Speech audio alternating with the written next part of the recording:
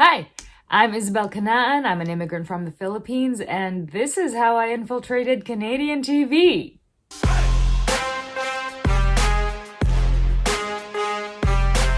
I'm Isabel Canaan. I'm Isabel Canaan. Starring Isabel Canaan.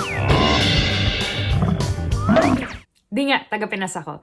Nag-grade school ako sa St. Paul Pasig, tapos nag-high school ako sa Assumption, Makati, and then my family up and left and went to Canada. Merry Christmas! Yummy!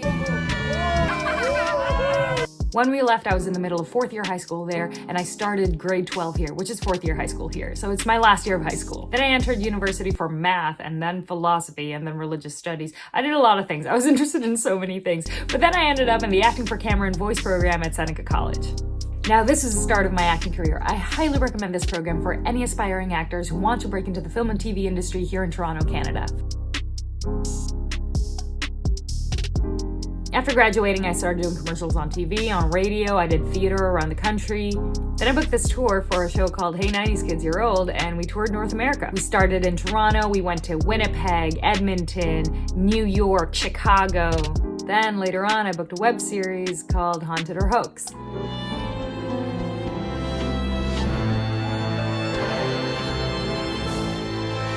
This was the start of my fan base. I mean, I don't have much, but I still get fan mail every once in a while, so that's pretty cool.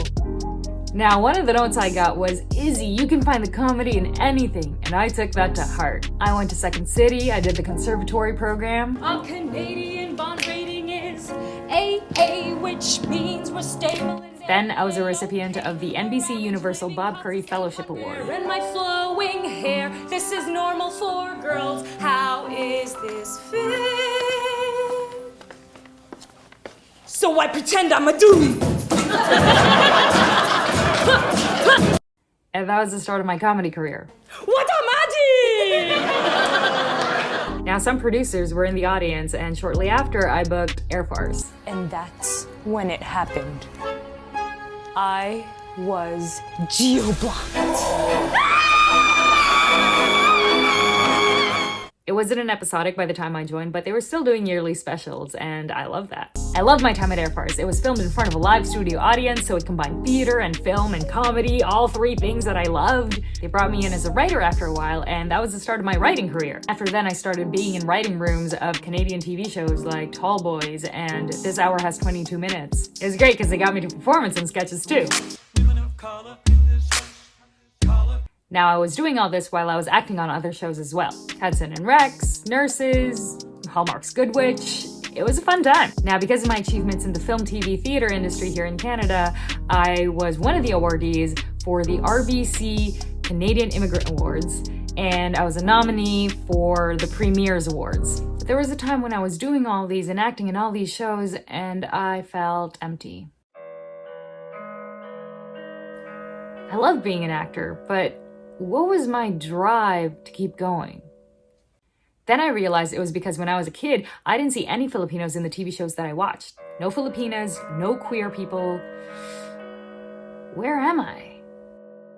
Now, this was the start of putting my advocacy into my art. Every immigrant wants to feel that we aren't any lesser than anyone else. We are all equal. It's because of all the representation of LGBTQ and women-driven directors, producers, and I'm just so comfortable in that environment, that community, and that's what I advocate for in everything that I do, and so having this is like perfect. That's when me and a couple of like-minded Filipinas started the Tita Collective. Is a musical sketch review that showcases singing, dancing, acting, and a lot of comedy. We started winning awards like Outstanding Comedy, Best Newcomer, Producer's Pick. Follow us on Instagram, it's tita.collective. Follow us on Twitter, tita_collective. Follow us on Facebook, Tita Collective. We want to keep you on your toes, so. The Tita Collective was supposed to go on a Canadian tour, but then the pandemic hit. It was a sad time. I lost some family. Everyone was struggling for money. And say what you will about this, but that's when I turned to TikTok. I'm Parker and I play percussion. I'm Katrina and I play the ukulele. I'm Billy and I write the lyrics. I'm Sierra and I am the vocalist. And together we are a band. it gave me that creative outlet to connect me with a bunch of people at once. Reading your comments as an acting exercise. Let's work on actioning. It's time. You can't escape anymore. It's time. You can't escape anymore.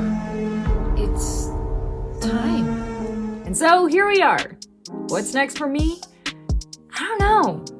But I was planning on vlogging about it.